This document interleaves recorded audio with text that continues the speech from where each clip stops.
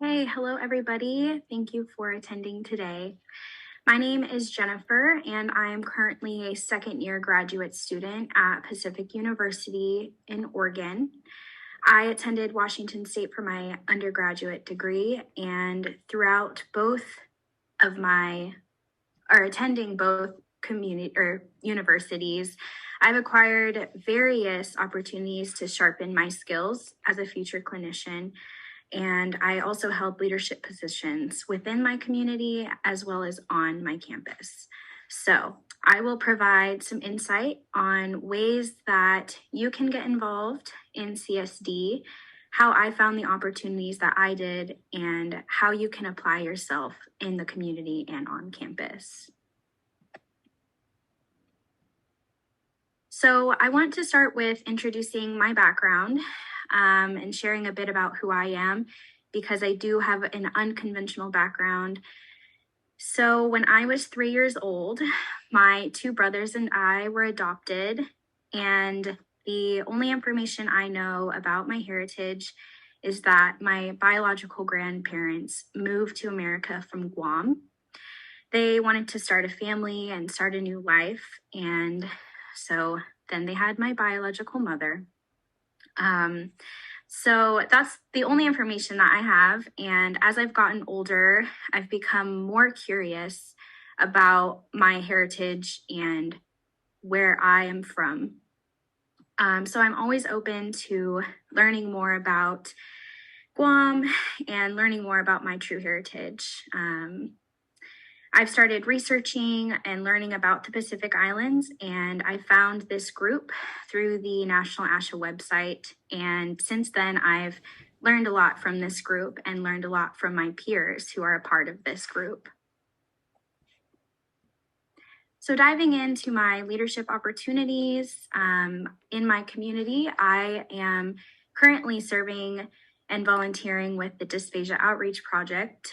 I previously served in the university relations sector and have recently switched over to the Equity, Diversity, and Inclusion Committee. I've also interned with the Spokane Angels nonprofit organization. They serve foster families. That just spoke near and dear to me and spoke to my heart. So I interned with them for about 1.5 years. And I also had an opportunity to gain a mentor through the STEP mentorship program, which is the Student to Empowered Professional program that ASHA offers.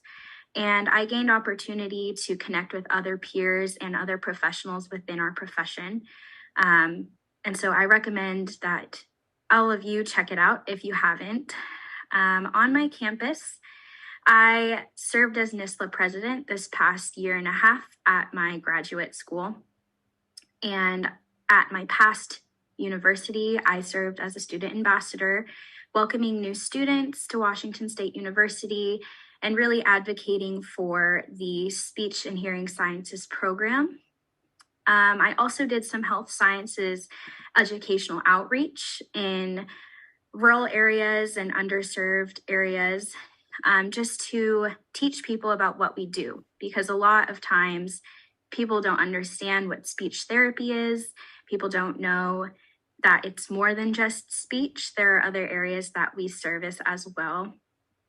And I got my start with serving as president in the Pre-Speech and Hearing Sciences Club when I was a freshman. So it's been a lot of work throughout the years, and I feel like it's shaped me into a more compassionate and well-rounded person because I've served and worked with various populations.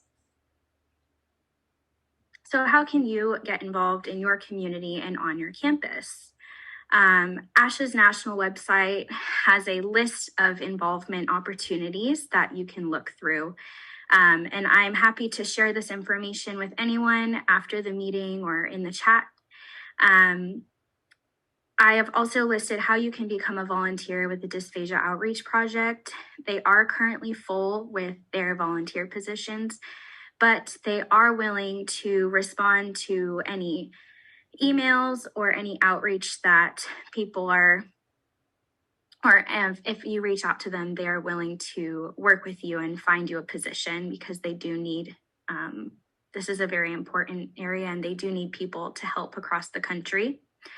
I've listed the STEP mentoring website as well. If you're interested in obtaining a mentor and receiving guidance through this process, which there are so many steps to know as you go through your undergraduate and graduate journey. And then also seeking opportunities in your community. I think it's important to work with populations that you will serve in the future as a clinician. You can volunteer with the VA. So I've linked the Veterans Affairs in the Pacific Islands. That's their center. I also recommend connecting with organizations on your campus or affiliated groups, such as this one. Multicultural constituency groups are very important because you find the community that you belong to. You get to connect with others who are in the same position as you are. And I recommend signing up for special interest groups. If you want more information on that, I'm also happy to share. But special interest groups are important because you are meeting people who share common interest, and you can also find opportunities that way. So why is diversity important in our field? Our client base is diverse, and that means that we also should be. And that just doesn't seem to be the case. As we progress in this field, I'm hoping to see more diversity as I go through and become a professional. So I'm not sure if everyone has heard of this concept of mirroring, but it is a concept that's discussed in psychology. Mirroring is seeing ourselves in role model positions or movies or books and in notable careers that inspire us and help us recognize that we too are capable of being in that same position one day. So this concept not only applies to diversity of race, ethnicity, and gender, or it also applies to gender. This field needs more representation in aspect of gender as it is predominantly a female profession. And research shows that there are benefits for students or clients when they resemble the person teaching them. This is important for fostering high rates of diversity in this field because there's no question of whether they're capable or not. So taking cultural differences into consideration when you are servicing diverse groups allows for professionals to create a stronger relationship between a client or a family member. And like I've mentioned, the importance of the multicultural constituency groups. So these groups serve to purpose and amplify various voices, identify groups, and address the needs of those clients, patients, professionals, families that we work with in different populations. So how can we diversify the field of CSD? It's important that we are providing support and mentorship for the SLP professionals and students who may speak a native language other than English. So we need to find ways to support them and help them grow in this profession so that they gain the courage and understanding that they are capable and worthy of being here. It's important to understand the cultural narratives that other populations contribute to this field, as those are valuable and relevant as well. We need to support and mentor our SLPs and students who represent narratives within diverse populations, build cultural competency by actively seeking a deeper understanding and aiming to improve the quality of speech language pathology and audiology services for our clients. And of course, patient-centered care should always be placed at the forefront of your treatment. Using materials that are diverse and a better reflection of your caseload. We want to make an impact by acknowledging that our clients' experiences are real and show them that they matter through discussing diversification of this field. And it's not as widely discussed, but when it is, there's rarely action that is backed up. So everyone here who is participating and attending these events, you're doing your part just by educating yourselves and connecting with your community around you. So the reason for low recruitment and retention among the Pacific Islander community, there are various reasons. So the lack of Pacific Island focused programs and the lack of support and resources, inadequate academic advising due to cultural barriers or lack of knowledge of culture, lack of communication or information dissemination, and outreach relating to educational opportunities and programs. And one of the most common is financial barriers. So not having the resources to afford an education that gets you to this profession or gets you to be a professional, or even lack of resources for our clients, not having accessibility to our services. So how can we advocate and support Pacific Islanders in CSD?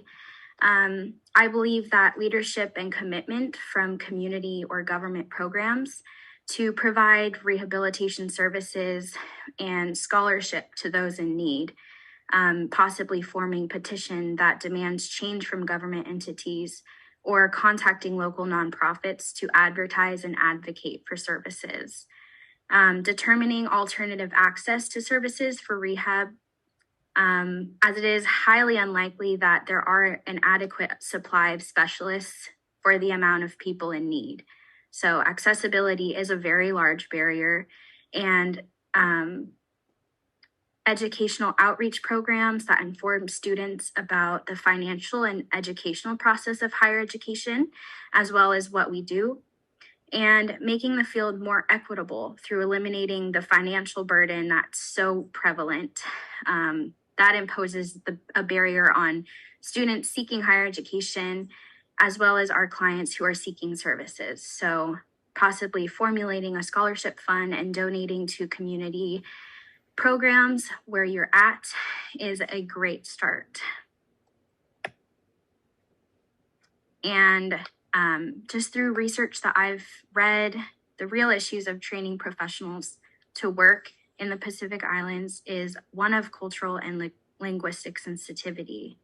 So we need to take into account the cultural differences and develop more professionals who can become bicultural. So they can work with multiple populations who speak multiple languages, who come from different cultures. It's very important that you are here learning about this and willing to understand and learn from your peers. So thank you for allowing me to speak with you today and share a little bit about my experience. I'm looking forward to hearing from our other speakers. Thank you.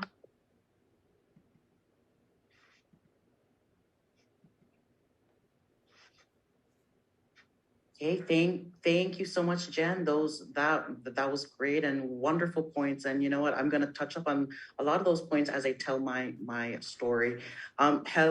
Hello to everybody on this call. Hello from the other side of the world, all the way in Saipan, which by the way is a 40-minute plane ride from Guam. So Jen, if you would like to come to our side of the world, I'd love to meet you. Hello everyone, and as we say here in Saipan, half a day, I'm Ignacio, and I'm currently a clinical fellow with the Stepping Stones group. I finished with graduate school last year. I was fortunate enough to do my externship with LA Speech, and I was really fortunate enough to be mentored by someone very special, Mrs. Nadia, who I cannot thank my lucky stars enough that I met her and I learned from her. And so, you know, I'm glad to be here to how I came into this field. The road that I took to become a speech pathologist didn't start when I entered graduate school. It didn't even start when I started my undergrad. I began on this long road into this field when I was in the fourth grade. When I was in the fourth grade, I was placed under special ed services to receive speech therapy for my fluency. At that time, I did not understand why I was in a room with the principal, with the gen ed staff, with my mom, and the speech therapist. I did not understand why. Little did I know that I was attending my own IEP. And my mom shared with me why I was there, why I was going to get that speech therapy. She told me that it was a way for me to talk more fluently, because at that time I had a lot of bumps in my speech, and my mom advocated for me to receive those services. And it was through those services that I gained the fluency skills and the confidence that I needed to build myself up. Now, fast forward to going to school on Guam to pursue my undergrad. I didn't think much about the speech path field. I didn't put much thought into it. I thought that I would go into law or health, until I took my core classes for my BA in special ed. It wasn't until I took a class about speech needs that I thought, wait, I received those services as a child. And that's when I started to think about it, that, you know what? I would love to go into this field because I know what it's like. I know how it feels. I know how it feels to want to get your message out, but it just would not come out because my speech was too bumpy, as some of my clients describe it.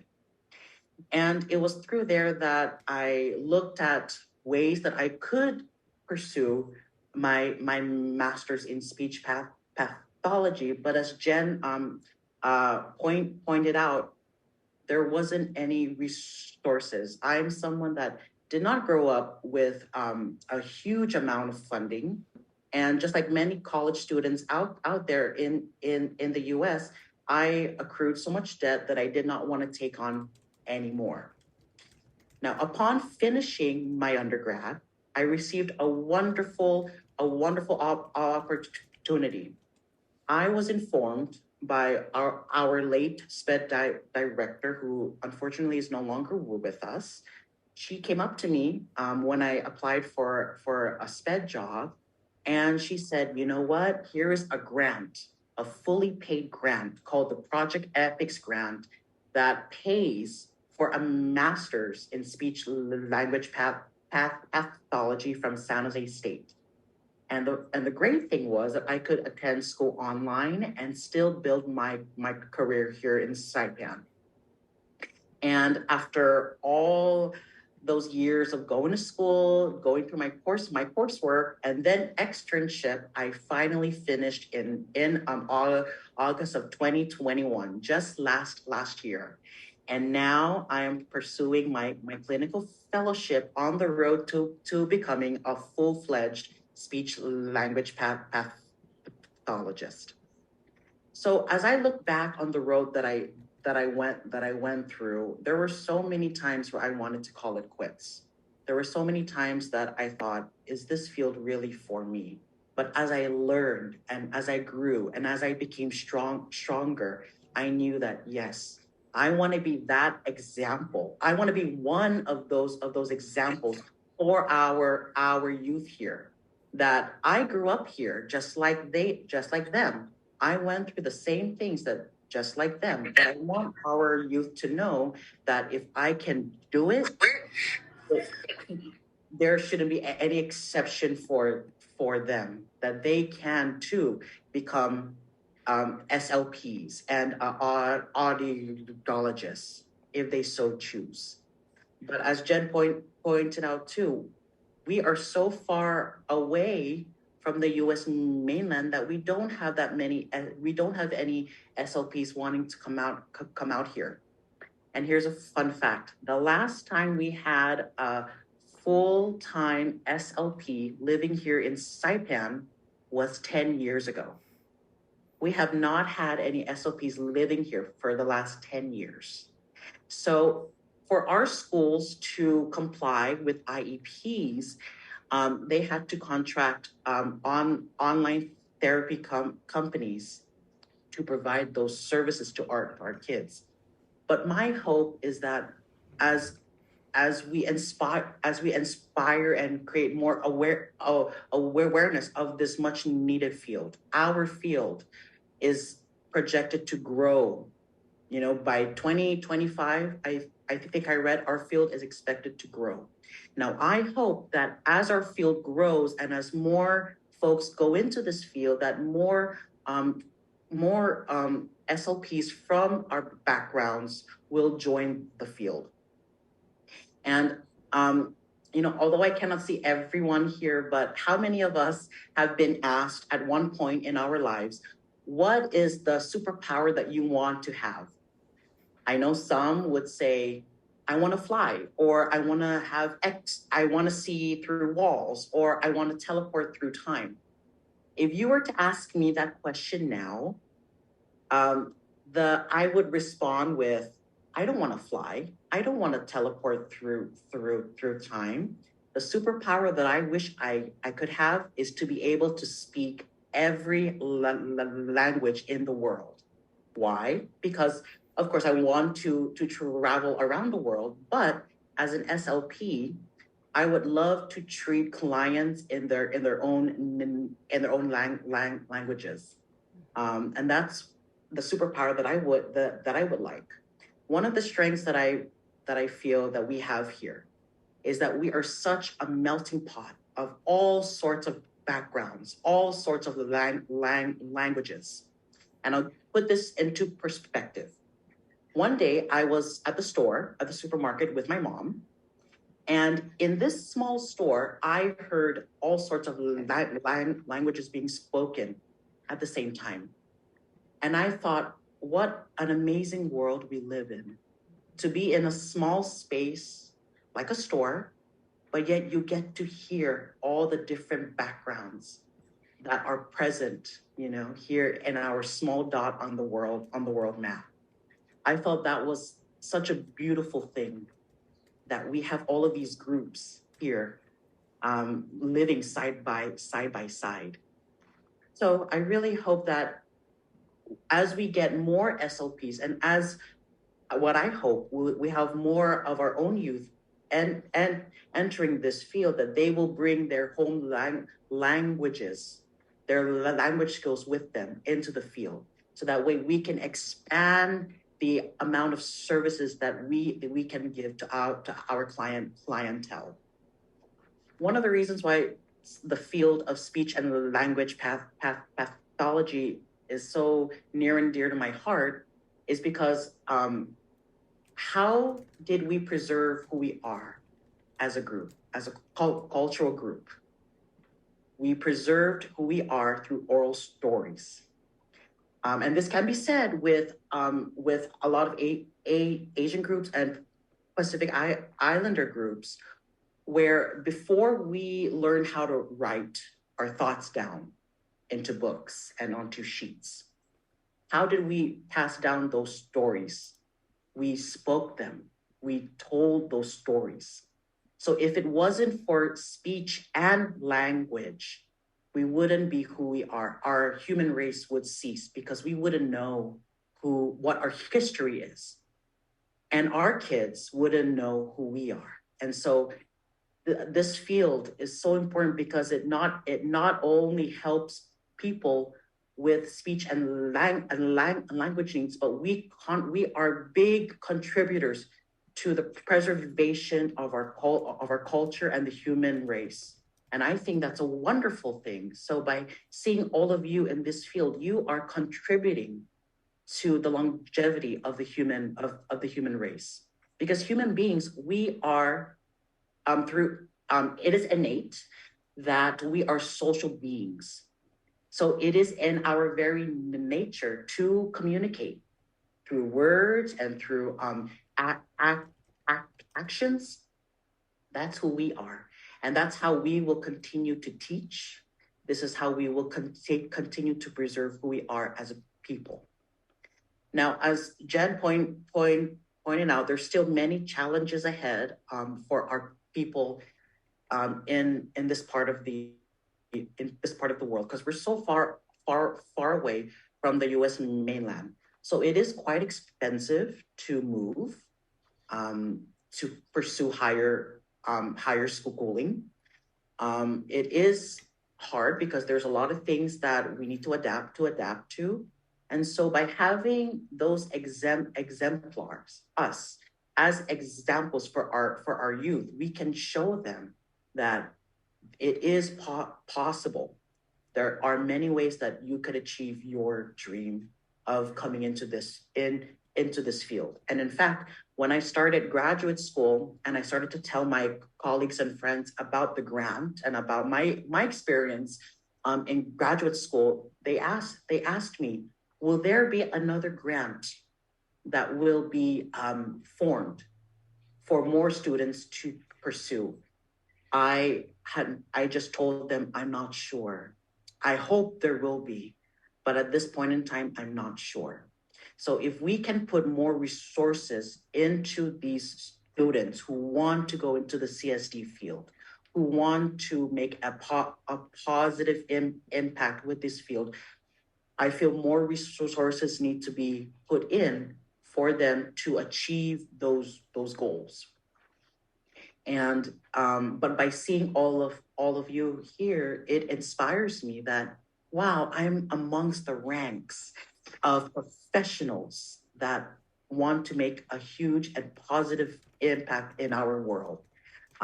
Sometimes I think that Saipan is so small. You know, all of our Pacific islands are so small, but yet we can make a huge impact in the world. And so with that being said, I thank you all. And I thank you for giving me this chance to share who I am and my story of how I came into this field. Thank you.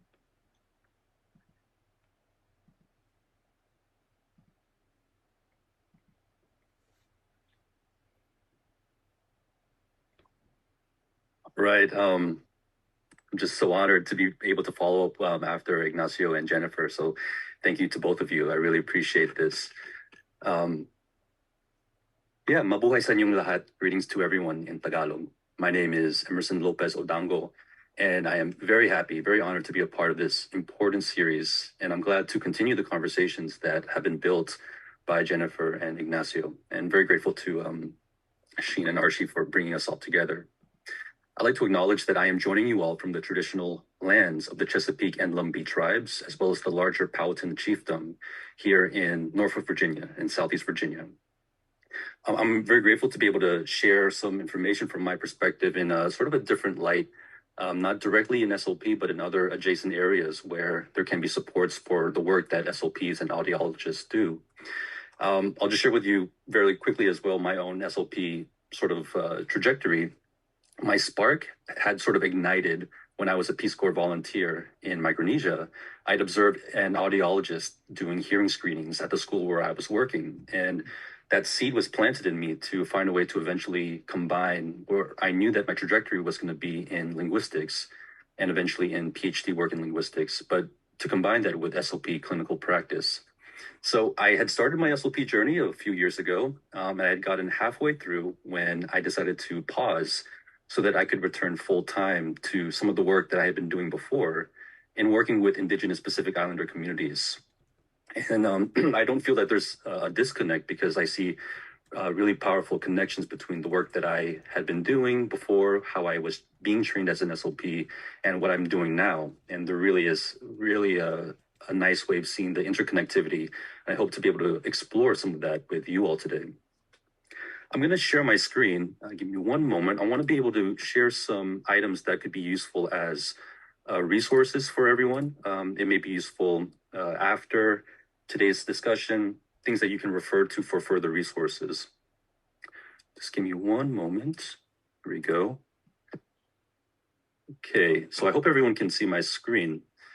This first web page is the main web page of the company where I work, Pacific Resources for Education and Learning. This is a Hawaii-based nonprofit organization with our focus on educational programs throughout the entire Pacific region. I want to acknowledge that most of my work with PREL, this organization, is funded by two main funding streams. One is from the U.S. Department of Education, where I serve as the co-director of the Region 18 Comprehensive Center Network.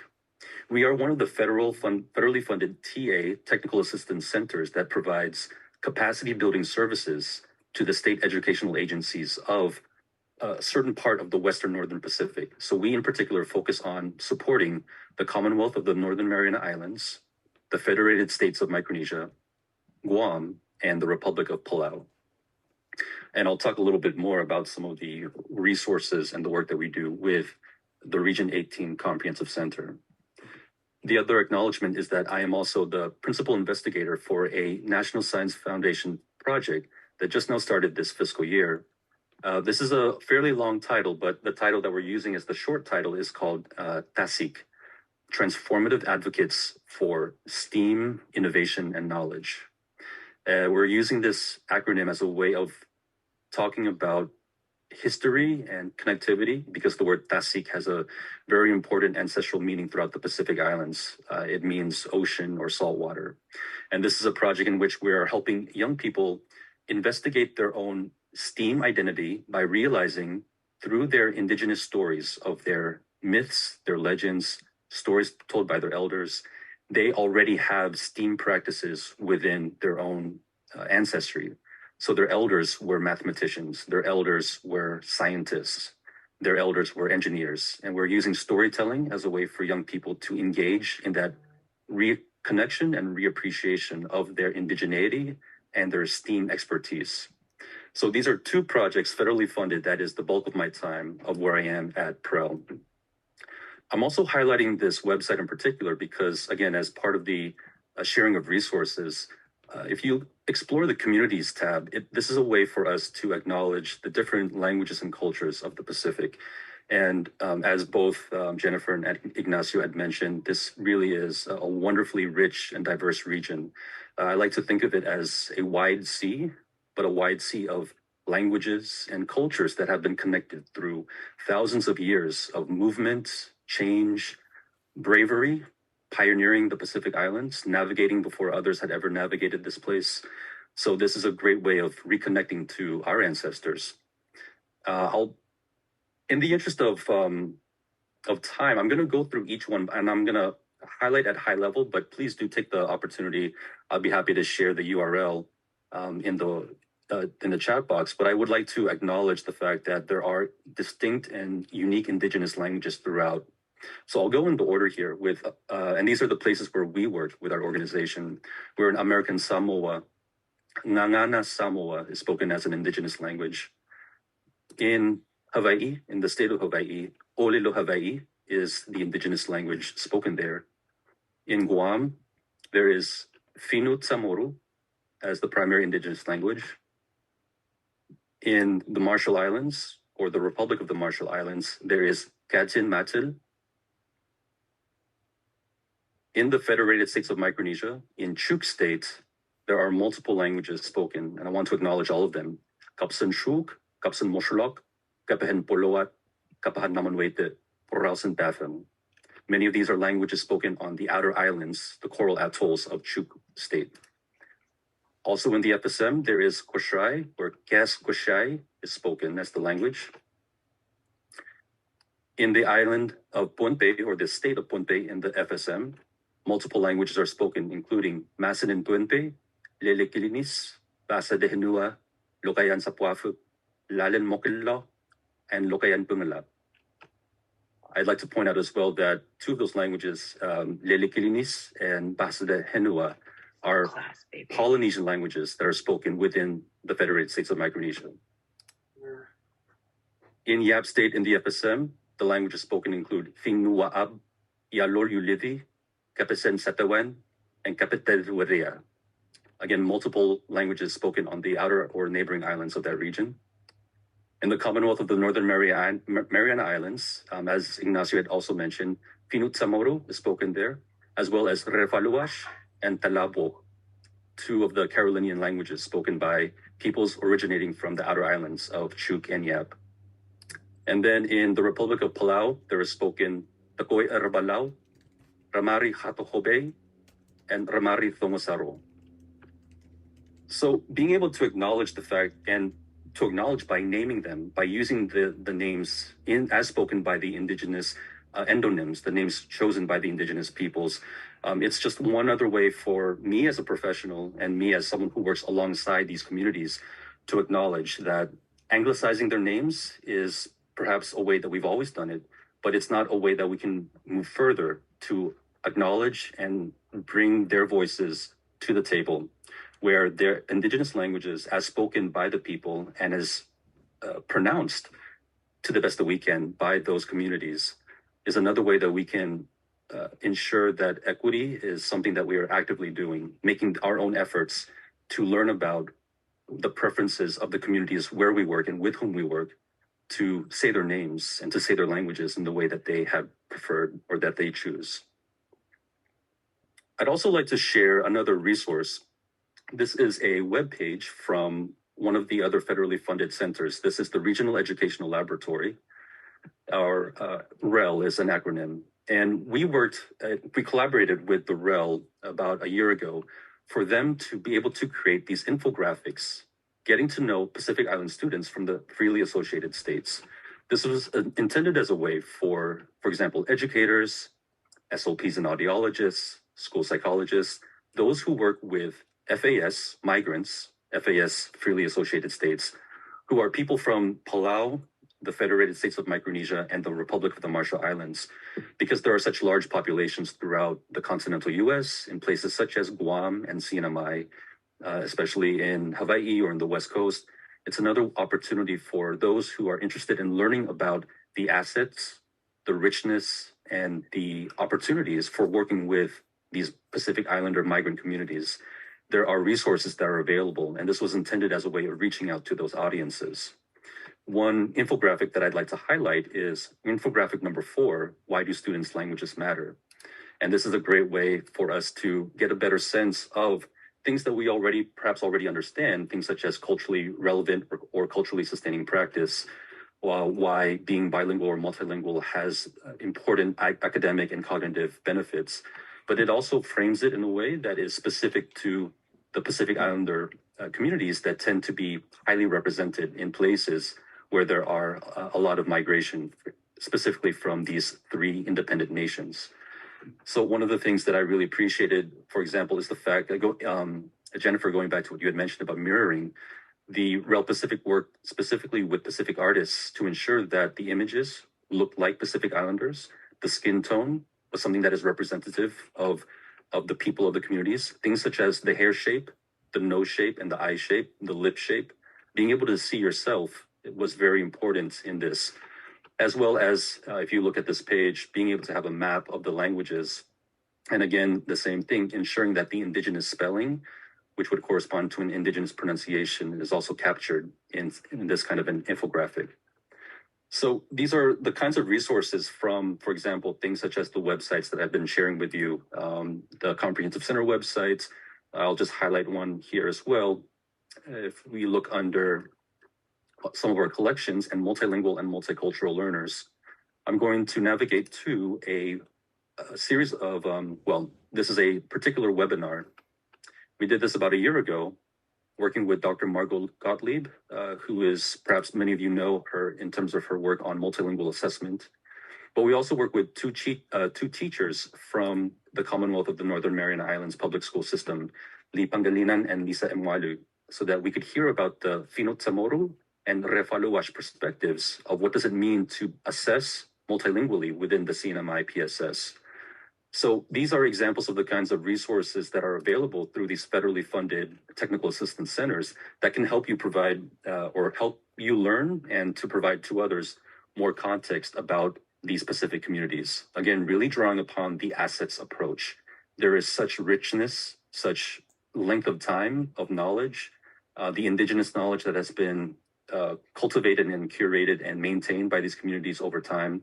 These are important elements to bring to the conversations, and I'm glad that we can share this collectively through this type of conversation, such as the speaker series. I'd like to kind of wrap up my side of the conversation as well by kind of highlighting the opportunities of what does it mean to be able to learn about the needs of these communities. I would say that probably one of the first ways is just to have those conversations, to have the conversations with the students. For example, some of these resources can help you understand the kinds of questions that you can ask. For example, working with some of your students who may be from the Pacific Islands, understanding why their name is important to them and asking questions to them, to their caregivers, to their parents, to their grandparents, what aspects about their culture are important to them. These are great ways of having direct conversations with the caregivers of the students and clients whom we serve. But other ways include being able to reach out to these larger centers because, for example, our center is constantly doing continual need sensing. So we are hearing from the state educational agencies, the special ed departments, the language arts departments, from these SEAs and LEAs, local educational agencies, about what are their needs in areas such as meeting the needs of special education students, learning more about what autism looks like in the Pacific, being able to help them learn more about social emotional learning and the vocabulary, being able to frame it as these are not Western concepts that are brought in by others. Rather, these are concepts that have already existed within their communities, and we can try to find a way of matching vocabulary to existing concepts. So really looking at what are the needs of the communities by being able to ask them directly as much as it is possible. And I think that another great way of ensuring that as we want to learn more about what these communities need and what they offer from their assets and from their strengths, is especially engaging in community-based participatory action research. It's a particular model that I know it may or may not apply to certain kinds of research frameworks because of the kinds of intensity that is required. It means that the community is at the table from the very beginning, but we can even take a step further back. It's not about being at the table. It's about the communities making the table in the first place. How did they help design the table for them to even be able to sit at it from the very beginning? For whom? The table is being made for whom and for what purpose? Ensuring that Indigenous communities are able to ask those questions from the very beginning is a very important part of CBPR. And so I think that in the field of SLP, there are opportunities to be able to further engage in the research of what we need to do to understand the needs and the assets of the communities whom we serve by finding ways for those community members, especially young researchers and the youth, to be researchers of their own places.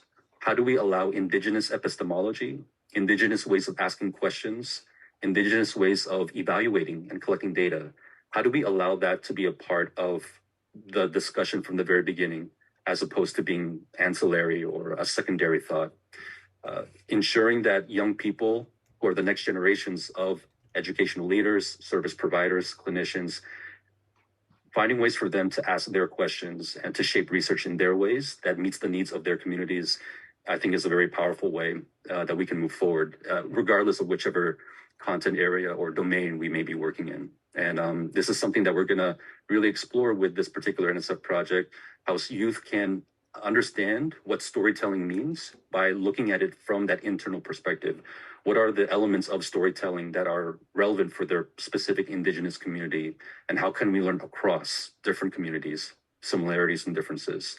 So yeah, I think that just to echo what Jennifer and Ignacio said, it's really, really, well, I'm just so grateful to be able to be a part of these conversations so that we can come together and learn from each other and share these resources to achieve these goals of moving the field forward and seeing Pacific Islander voices at the very center of those conversations. Thank you, everyone.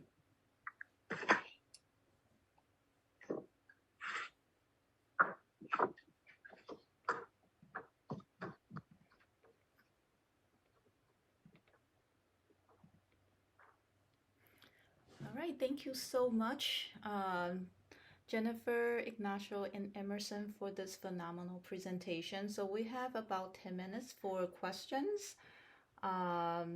So, like I said in the chat, you could ask some questions you can write your questions in the chat, or you would like to unmute yourself to ask questions. So we'll see. And yeah, Emerson, I was gonna say if you could share the resources links. That's awesome.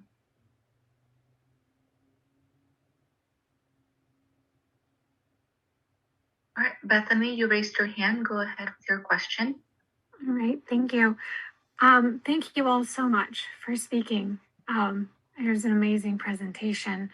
I am currently a PhD student at University of Hawaii in the Second Language Studies Department because there is no PhD in speech language pathology in Hawaii.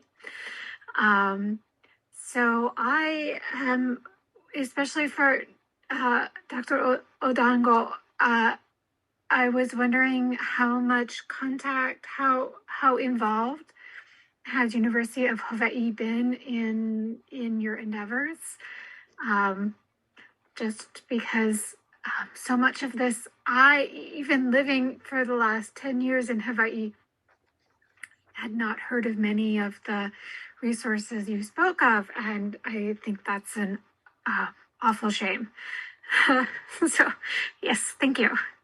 Of course, Bethany. Great to hear from you, especially a fellow UH person. I did my PhD there in linguistics at UH Manoa, and I took classes with Christina Higgins in SLS just across the hall. So I'm really great to make this kind of a connection. She's actually on my committee too. She was on my committee too. She's awesome. But you're absolutely right, Bethany. If I were to time travel back 5-7 years ago, I did not know about these kinds of resources from federally funded, freely available resources that these kinds of centers are doing.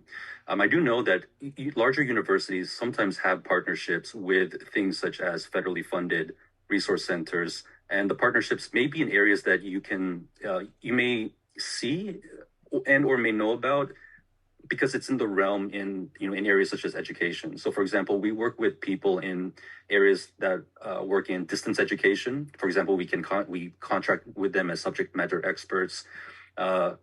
Center for Disability Studies is a great example. I did some internship work there with CDS at UH Manoa before, and that was again another great sort of continuation of the spark about understanding SLP audiology and special education.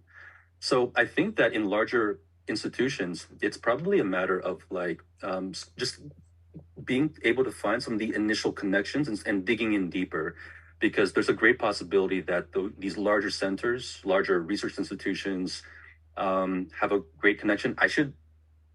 The caveat there is I shouldn't only focus on larger centers. Kapiolani Community College, some of the smaller campuses, these are also great examples where there probably are a lot of great connections there, partly also because, and I think in places such as Hawaii, this is a great example where a lot of students from Pacific Islands tend to attend community college or smaller campuses rather than larger ones. So you're more likely to be able to interact directly with other Pacific Islanders that way, as opposed to larger institutions. But yeah, you're asking the right questions, Bethany. I'm very grateful for that.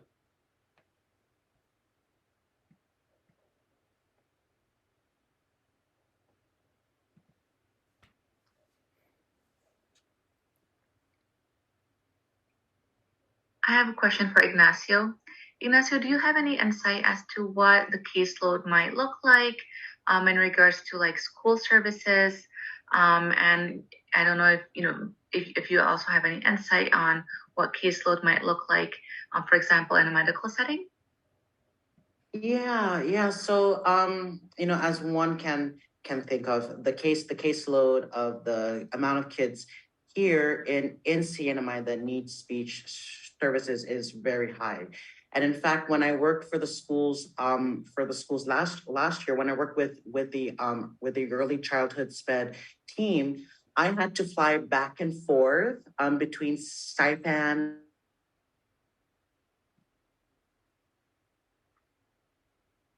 and the because there was really no one else that would do it.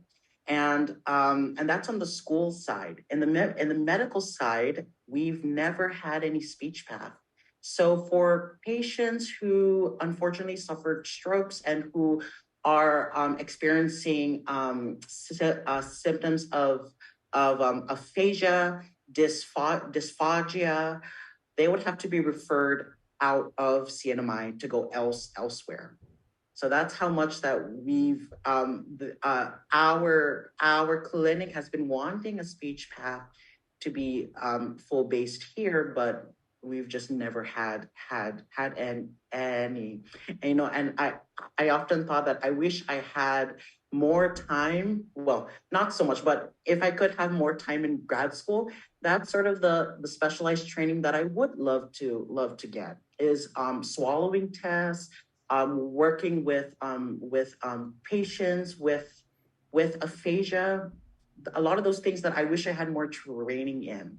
And as I progress in my career, and my hope is that next year, I get to pursue either a PhD or an SLPD. And so I'm glad Emerson brought that up, that we need more research. And so, you know, it's getting me thinking, right? You know, I'm having more research from our part of the world. But yeah, in terms of going back to the number of caseload, it is very high, because whether or not we have any SLPs living here, the referrals are still being made, the IEPs are still being written up, and the kids, you know, by law need to get those services. So that's why our schools had to contract on online companies to provide those services.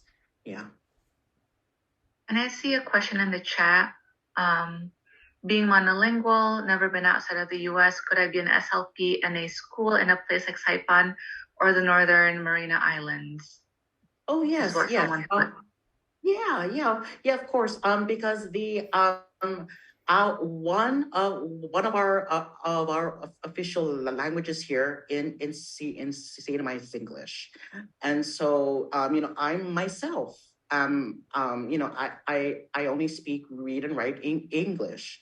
I wish I spoke others, but you know, I still grew up in that time, and I'm sure many of us have gone through the same thing. You know, in those days, we were told that we had to only speak in English, right? Because of, you know, growth and all that. But I'm glad that trend is starting to change, where yes, you will learn English in the schools, but it's very important. And as Emerson shared, being multilingual is a wonderful thing, because it helps with brain development. It helps with job growth. And so I'm glad that that trend of just in English to now, no, you can learn all the languages you can. When I was working in Head Start, I've had parents come up to me and say, no, I'm telling my kids to only speak English. And I said, although that is your right, that is your perspective as your child's mom, but also think about the importance of speaking your home language to your child. Yes, your child will receive English instruction here in my classroom, but also think about the importance of still preserving your language. And so, you know, I'm glad that I was able to bring some perspective and light to some of our folks who thought that, you know, if I teach English and let's say my home language, it will somehow deter my child. I said, no, the research shows it will benefit them more than deter them. So I encourage you all to please still speak to them in your home language. Yes. I have a question for either Ignacio or Emerson. So in working on those islands with the, you know, very vast languages, how much access do you have to interpreters? And by the way, I really appreciate seeing the ASL interpreter. I was really happy to see her. She's doing a great job. But yeah, how much access do you have to interpreters, and how in depth do you need to go to be able to have them deliver the same services that you can deliver for, say, an English-speaking child? Yeah, happy to start off first, Ignacio, and you can follow up. Casey, good to see you again. Mabuhay. In places such as in Hawaii, there, because you can imagine with such a need for addressing such large diversity and truly in the sense of such breadth and time depth as well, that there is really a stringent level of expectation as to providing high level interpretive services. And there's a little bit more of a market, I would say, in places such as in Hawaii, Guam to some extent as well.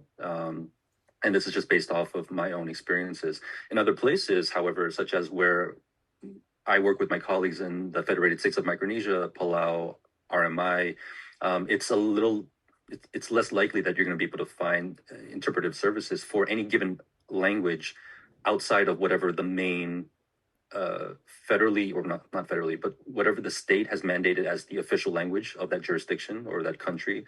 It's unlikely that you'll be able to find it there. So that is absolutely a need within, even in those places. So places that may appear to us as being already diverse, even within those places of diversity, there is still a need for services such as high quality interpretation. Yeah, and it's the same thing here in CNMI. We don't have a lot of those resources to provide interpreters. It is a high need. You know, the sad part is that because we're so far out, it's really hard to get those specialists here, and not just come here, but to stay here. You know, I referred to the SLP who lived here 10 years ago. He only stayed here a year, and then he said that, you know, Saipan is just so slow. It's so you know, it's not stateside enough, and so after a year he just upped and left. And the same thing can be said of folks who know ASL, you know, and folks who can interpret. You know, it is really hard to not only to recruit them, but to retain them. And so, yeah, that's why, yeah, we don't have that much here. All right. Well, thank you so much for Jennifer, Ignacio, and Emerson for this phenomenal presentation again. And thank you, Talasi, for the ASL interpretation service. Thank you to our sponsors and attendees for making this event possible. And we hope that you learned a lot about Pacific Islanders and their roles in CSD and will support and advocate for Pacific Islanders.